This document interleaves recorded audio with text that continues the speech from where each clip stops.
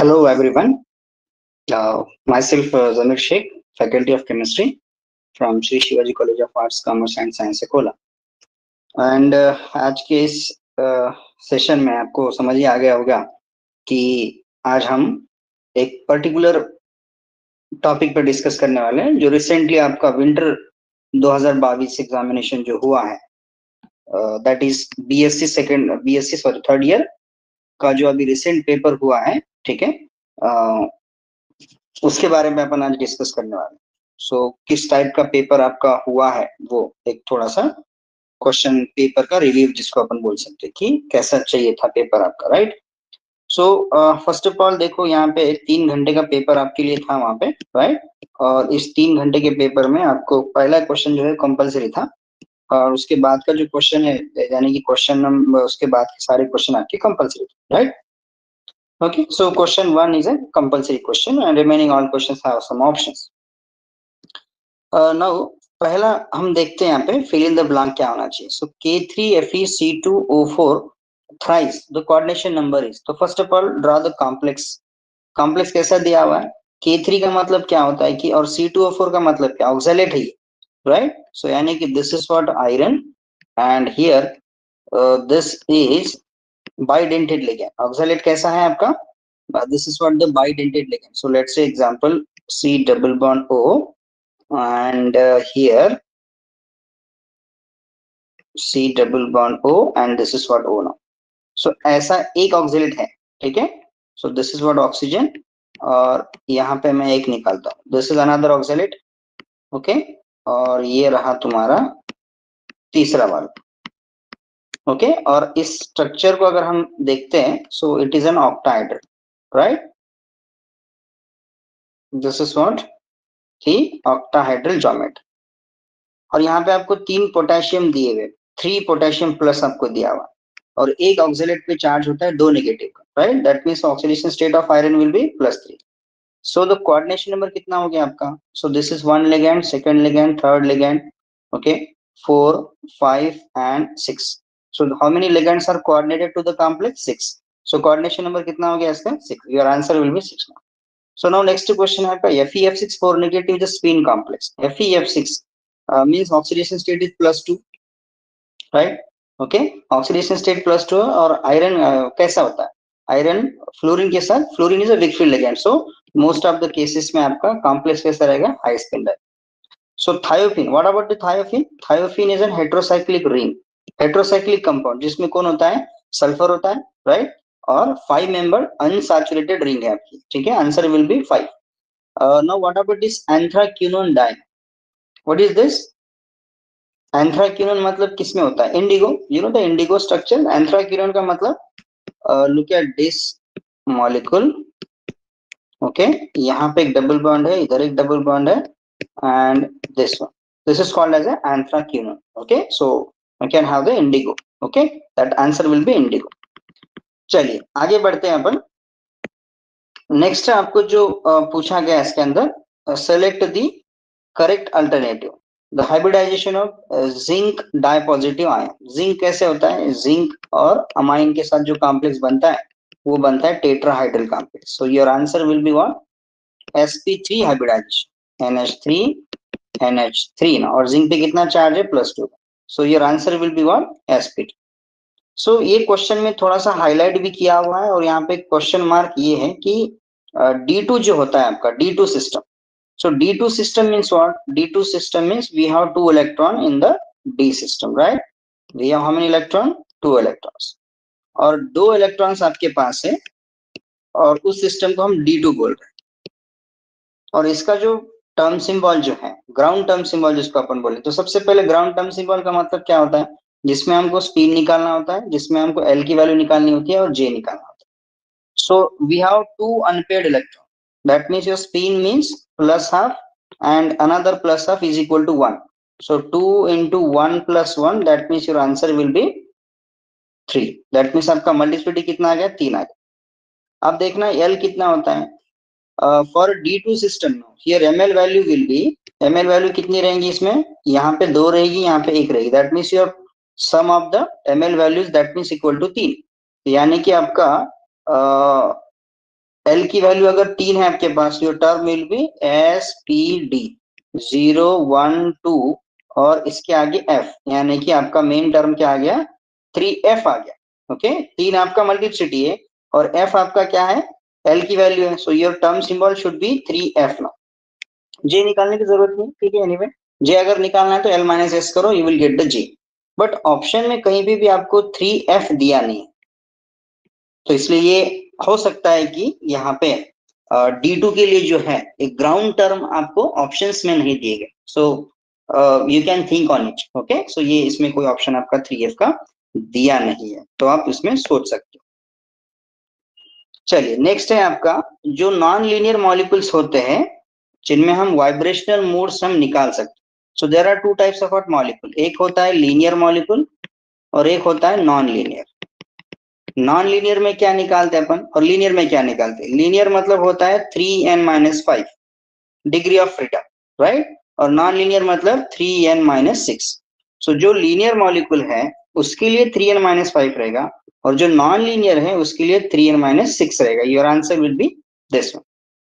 Now next है आपका, next question क्या है आपके पास? Okay, now going to see the another question. So here, in a pyrrole, nitrogen atom is in a state of dash dash dash. Okay, क्या हो सकता है अभी? So pyrrole, you know the pyrrole system ना? pyrrole कैसे होता है? ये रहा तुम्हारा pyrrole, ठीक है, और यहाँ पे सॉरी लोन पेयर है, ये hydrogen atom. Now which is present in sp2 hybridization? Why? Because of the lone pair which is engaged in the conjugation, right? So अगर lone pair engage है आपका, so that's why, so it should be sp2। यहाँ पे है कि sir in one sentence. अब antipyretics का मतलब, एंटीपायरेटिक्स का मतलब जो antipyretic is a kind of a drug which is responsible for to reduce the temperature, यानी कि फीवर है तब हम जनरली इसको यूज करते हैं। वी हैव पैरासीटामोल, राइट, जो अपन फीवर के टाइम में अपन उसको यूज करते हैं। नेक्स्ट है तुम्हारा herbicide. What is that? Herbicide क्या होता है? हर्बिसाइड का मतलब या फिर जिसको हम बोल सकते हैं कि that's which is used to kill the herb, right, that's why they are called as a herbicide. We can also called as a weedicide, इसको अपन weed जो होता है वो भी हम उसको किल करने के लिए अपन यूज करते हैं। नेक्स्ट एग्जांपल है आपका, नेक्स्ट क्वेश्चन आपको पूछा गया है कि give the wavelength region of UV radiation. अब यूवी रेडिएशन का मतलब क्या होता है? यूवी रेडिएशन मतलब अल्ट्रा वायलेट रेडिएशंस, ठीक है, इलेक्ट्रोमैग्नेटिक स्पेक्ट्रम का एक पार्ट है, राइट। सो जिसका नाम है UV visible, that is ultra violet, और इसकी रेंज होती है 200 टू 800 नैनोमीटर, जिसमें से आपका होता है 200 से 400, 200 टू 400 नैनोमीटर क्या होता है? ये होता है अल्ट्रा वायलेट, और 400 टू देन 800 जो है ये होता है आपका विजिबल लाइट, राइट। सो हम इस क्वेश्चन को आसानी से जो है वो हम क्या कर सकते हैं, एक्सप्लेन कर सकते हैं। आपको एक सेंटेंस में देना है कि इसकी रेंज आपकी क्या होगी, राइट। नेक्स्ट क्वेश्चन आपको पूछा गया है कि फ्लोरोसेंस का मतलब क्या होता है? Fluorescence is a process of photochemical system, जो जनरली ये फोटोकेमिकल प्रोसेस है, ठीक है। और फ्लोरोसेंस में चाहिए और कैसे अपन उसको एक्सप्लेन कर सकते हैं कि जहां से आपकी emission, it is related with the emission of light. Fluorescence and phosphorescence जो होता है ये क्या है? इमिशन ऑफ लाइट से रिलेटेड प्रोसेस, यानी कि it is a part of photo chemical reactions, right. और फोटोकेमिकल रिएक्शंस में हम बता सकते हैं कि फ्लोरोसेंस का मतलब क्या होना चाहिए, right? So we can take any simple example where light first absorbed by the substance, और वो पहले excitation होगा उसका and then come back to the ground state में, okay, and during that time it release that amount of what energy in the form of what the wave, okay, and that will be called as a process called as a emission process. So that will be also said to be what the fluorescence and the phosphorescence, okay.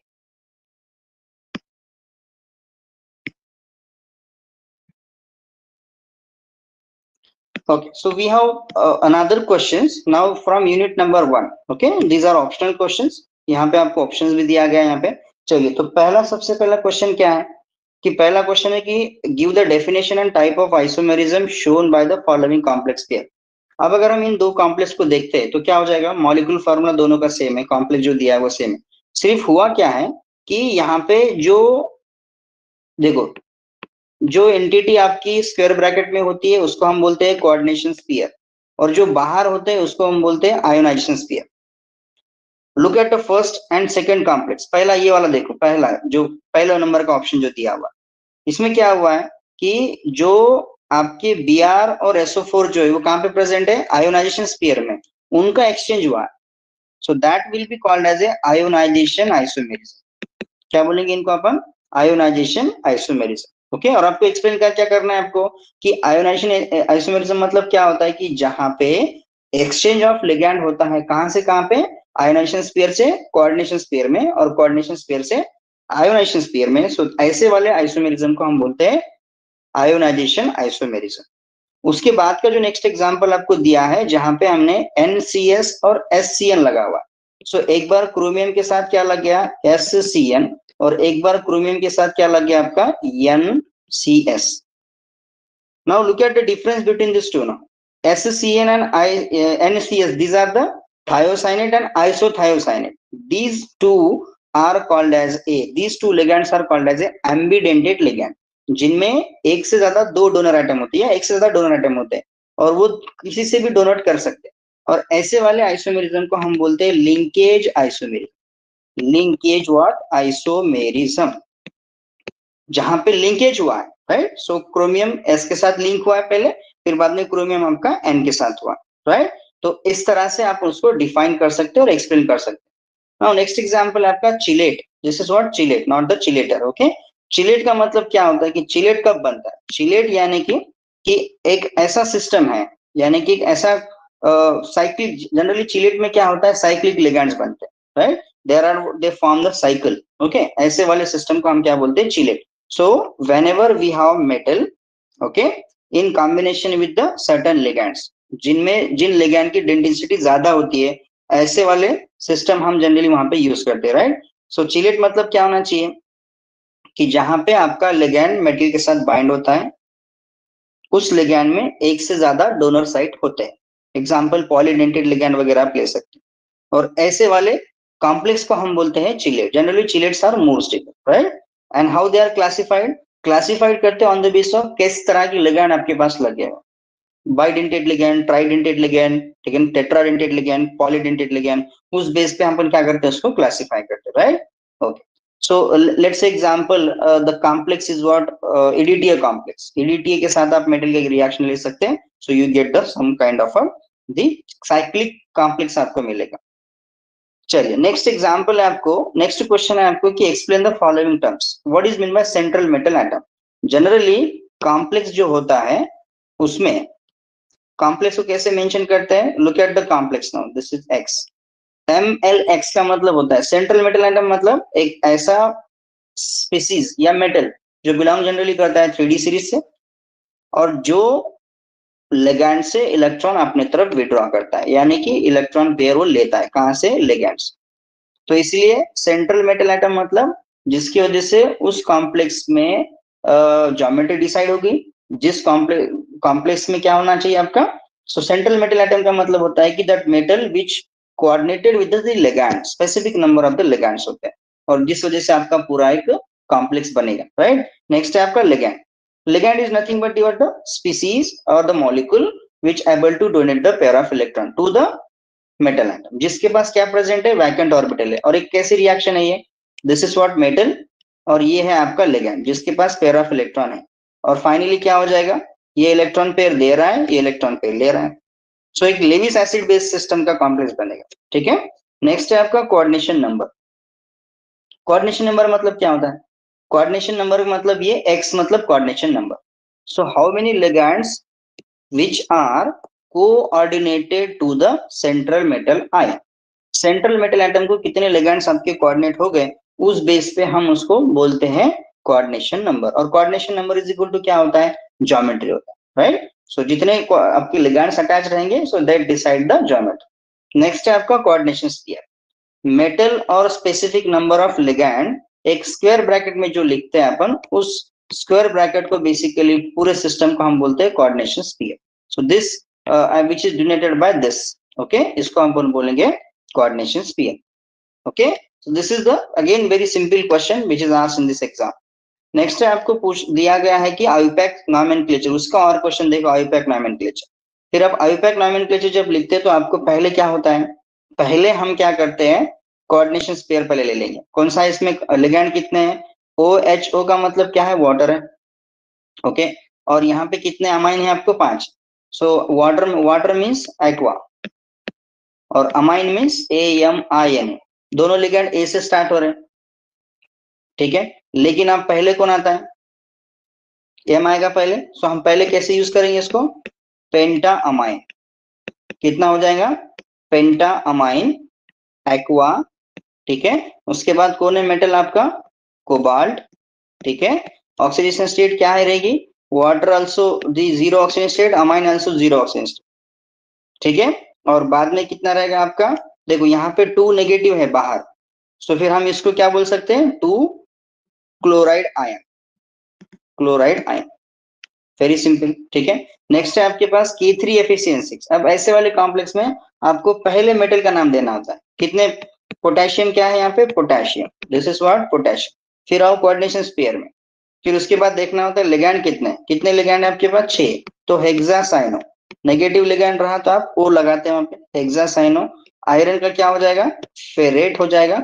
और oxidation state कितनी है, 3 plus बाहर है और 6 minus अंदर है, यानी कि 3 पॉजिटिव चार्ज। ये हो गया इस कॉम्प्लेक्स का नाम। नेक्स्ट है आपका, नेक्स्ट कौन है, CrCN3 और Cl3। एक्चुअली ये इधर चाहिए था ऐसे, ठीक है, मतलब बाहर कोई भी नहीं। सो CrCN6 मतलब ट्राई साइनो ट्राई क्लोरो।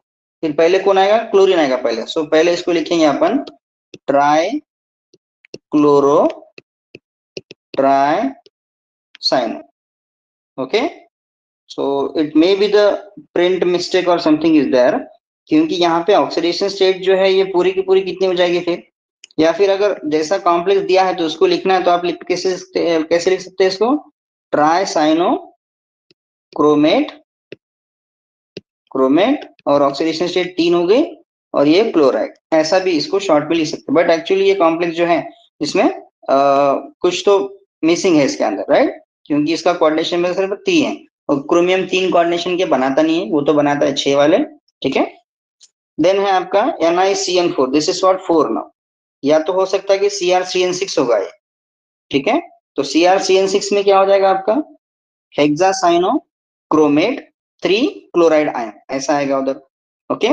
और फिर भी थोड़ा सा मिस्टेक है इसमें दिया हुआ, NiCN4 2 नेगेटिव, यानी कि टेट्रासाइनो निकेलेट 2, ऐसा आएगा इसका, टेट्रासाइनो निकेलेट 2, ओके। चलिए नेक्स्ट टू दैट क्या रहेगा आपका, explain with one example what is mean bye geometrical isomerism. अब ज्योमेट्रिकल आइसोमेरिज्म का मतलब क्या होता है कि अक्रॉस द डबल बॉन्ड, एक ऑर्गेनिक केमिस्ट्री में अक्रॉस द डबल बॉन्ड आता है, और इन कॉम्प्लेक्सेस में पोजीशन आती है। जैसे geometrical isomerism is generally possible for square planar complexes, let's say example MA2B2, ऐसा मैंने एक कॉम्प्लेक्स लिया, तो जहां पे 2 कॉम्प्लेक्स में ड्रॉ करूंगा, ठीक है, ये वाले, this is what AA, this is what BB, this is what A and B। Now you can see what is mean by geometrical isomer, जहां पे geometry around the 3 dimension space अलग अलग होती है, उसको हम बोलेंगे geometrical isomer, right। और geometrical isomerism में अपन cis trans का एग्जांपल मेंशन करते हैं, कौन से वाला, cis और trans। फिर cis trans किस में पॉसिबल होता है, cis trans होता है स्क्वायर प्लेनर में कॉम्प्लेक्स में, और cis trans is also possible for octahedral complexes, right. फिर यहाँ पे देखो, अगर 2 लिगैंड सेम साइड में होते हैं, so that will be going to called as a cis complex. और जब आपके पास 2 लिगैंड जो है अलग अलग साइड में रहेंगे, so that will be called as a trans isomer. So you can take the example of platin, cis platin complex, trans platin complex बोले सकते। Now what is mean by coordination isomerism. Coordination isomerism का मतलब ये होना चाहिए कि 2 आपके पास complexes हैं जिनमें कोऑर्डिनेशन नंबर जो है लिगैंड आपके एक दूसरे के साथ एक्सचेंज करने चाहिए। That will be said to be what the coordination isomerism. और इसके एक आधा एग्जांपल आप वहां पे दे सकते हो। So that will be called as a the isomerism। okay, now describe the some applications of chillet। क्या है आपको क्वेश्चन, आपको पूछा गया है कि एप्लीकेशंस क्या हो सकती है चिलेट की। सो चिलेट जो है ये आइसोलेशन करने के लिए काम में आता है। चिलेट, चिलेट बेसिकली कहाँ पे आता है, देखो चिलेट का मतलब कि मान लेते हैं कि चिलेशन जो है, आपने कभी देखा होगा कि there is a therapy that is called as a chelate therapy. So ligand और क्या करता है, मेटल अगर आपके मान लेते हैं कि कैल्शियम आपको निकालना है, राइट, एक्सेस ऑफ कैल्शियम अगर आपको निकालना है, मैग्नीशियम अगर आपको निकालना है, तो हम क्या करते हैं कि चिलेट बनाते हैं और उस सिस्टम में डाल देते हैं, जिसकी वजह से क्या होता है वो क्रैब की तरह उसको निकाल लेता है उठाकर।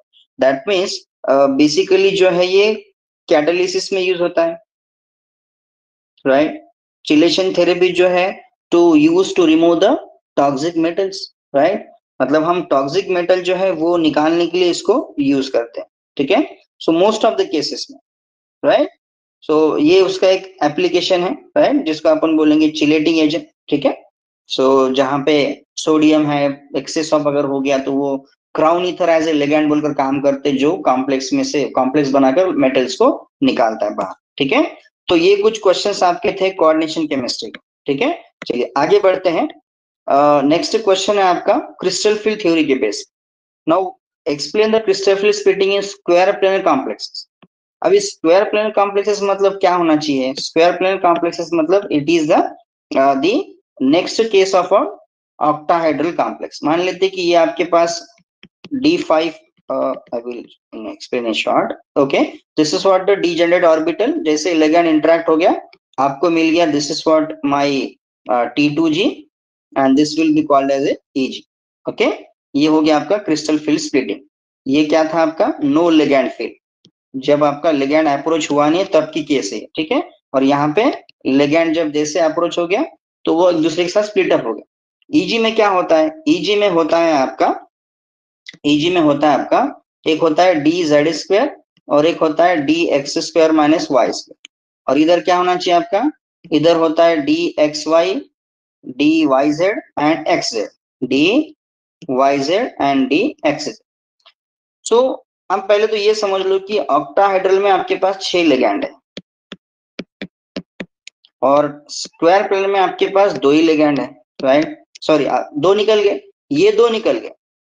फिर इसका मतलब क्या हो गया कि हम जनरली क्या करते हैं, ये 2 निकल रहे मतलब Z जो है वो निकल जाता है। फिर अगर Z निकलता है तो फिर ये स्प्लिटिंग ऑर्डर कैसे हो जाएगा, now splitting order will be Z की एनर्जी कम हो जाती है, Z की एनर्जी कम हो जाना मतलब now, so it will be d x square minus Y square, उसके बाद हो जाएगा आपका डी जेड स्क्वायर, यहाँ पे हो जाएगा आपका डी एक्स वाई और यहाँ पे हो जाएगा d x z and d Y z. So this will be the crystal field splitting stabilization diagram for the square plane complexes, जिनमें आपको यहाँ पे ऐसे और ऐसे आपको निकालना पड़ेगा। सो दैट इक्वल्स टू, ये क्या है, this is what the crystal field splitting in the octahedral complex. So very simple again, okay. तो इस तरह से ये क्वेश्चन को आपको सॉल्व करना था वहां पे। चलिए नेक्स्ट है आपका electronic spectra of titanium H2O6 3+ ion. So 3+ ion का मतलब D1 system, this is what titanium 3+ मतलब D1। D1 मतलब कितने इलेक्ट्रॉन है, एक ही इलेक्ट्रॉन इसमें, ठीक है। और एक इलेक्ट्रॉन जब होता है so that electron is undergo which is present in T2G, और ये जी एक ही इलेक्ट्रॉन आपके पास प्रेजेंट है, राइट। ये है आपका एक इलेक्ट्रॉन। अब मैं जैसे इसको लाइट प्रोवाइड करता हूँ, H प्रोवाइड करता हूँ, क्या हो जाएगा, क्या हो जाएगा वहां, so that electron absorb that light and which is promoted to the next energy level. Next मतलब ये जाएगा ऐसे and this will be called as a d transition, this will be called as a d transition. अब d transition में क्या होता है कि इलेक्ट्रॉन का स्पिन चेंज नहीं होता, राइट। और जितना इसने एब्जॉर्ब किया है लाइट वो हम बेसिकली स्पेक्ट्रम में रिकॉर्ड करते हैं, जो हमको ऐसे टाइप का ग्राफ मिलता है, right. This is called as a absorption. So titanium H2O6 3+ जो है, जिसमें एक ट्रांजिशन हुआ है फ्रॉम T2G से कहां पे हुआ है, EG, and that will be counted. एक ट्रांजिशन हुआ है तो ये इसको, ये ट्रांजिशन आपका रहेगा। ओके, ऐसा आपको वहां पे एक्सप्लेन करना था वहां पे, right. This is basically for the titanium H2O6। अब थोड़ा सा एक क्वेश्चन है, ऑर्गेल डायग्राम। ऑर्गेल डायग्राम मतलब क्या होता है, और आपको पूछा गया है कि D1 और D9 के लिए ऑर्गेल डायग्राम आपको निकालना। D1 मतलब क्या होता है, D1 means it is like this one. So एक मैं कंबाइन ऑर्गेल डायग्राम निकालता हूं यहाँ पे, देख। D1 का केस मतलब क्या हो गया, D1 का मतलब ऊपर कौन है आपके पास, T2G, सॉरी, ऊपर कौन है आपका EG है, और नीचे कौन है आपका T2G। ओके, और एक ट्रांजिशन आपका हो रहा है यहाँ पे इधर, और इसकी जो रिवर्स केस रहेगी आपकी, वो रहेगी D9।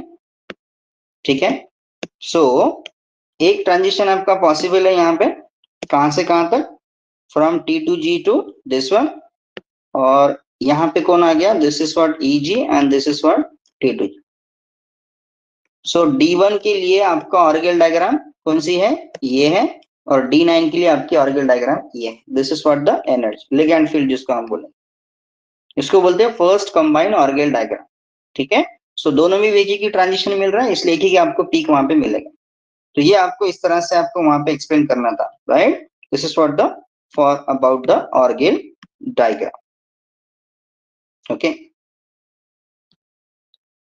so the questions are again not difficult type of the questions, they are much easier, okay, but we must mention the specific reason for that. Similarly stability constant मतलब एक particular हम complex जब बनता है तो वो हम उसका k निकालते हैं, that's called the stability constant. So complex जब बनता है तो basically when ligands and metals are come approach together, एक दूसरे के साथ जब bond बनाते हैं, so it's going to be stable now, and that can be that can be calculated in terms of a stability constant. फिर stability constant किन चीजों पे डिपेंड है आपका, कि उसमें ऑक्सीडेशन स्टेट मेटल की देखी जाती है, लिगैंड का चार्ज देखा जाता है, राइट। सो ये सारी चीजें उसके अंदर आपको मेंशन करनी होती है। Then what are the postulates of crystal field theory. Crystal field theory किसने बताई थी, वैन व्लेक एंड हैंड्स थे। According to crystal field theory क्या है, कि जो मेटल होते हैं वो ट्रीट किए जाते हैं as a like this one, और जो लिगैंड होते हैं वो ट्रीट किए जाते हैं as a point negative charge. So negative और पॉजिटिव का इंटरेक्शन कैसे हो जाएगा, it should be a electropositive character, electropositive और इलेक्ट्रोनेगेटिव। इसका मतलब the force of attraction will be there now, so the bond between metal and ligand is purely ionic according to the crystal field theory now. फिर क्या होता है, जैसे जैसे ligand आपका अप्रोच करता है वहां पे, तो मेटल की कुछ ऑर्बिटल में जो इलेक्ट्रॉन प्रेजेंट है उनके साथ वो रिपल्शन करता है, अट्रैक्शन तो हो ही रहा है, but side by side repulsion वहां पे होता है, जिसकी वजह से डी ऑर्बिटल जो पहले एक ही लाइन में आपके थे 5 के 5, it going to splitted into this one. कुछ ऑर्बिटल की एनर्जी बढ़ जाती है, कुछ की कम होती है, this is called as crystal field splitting.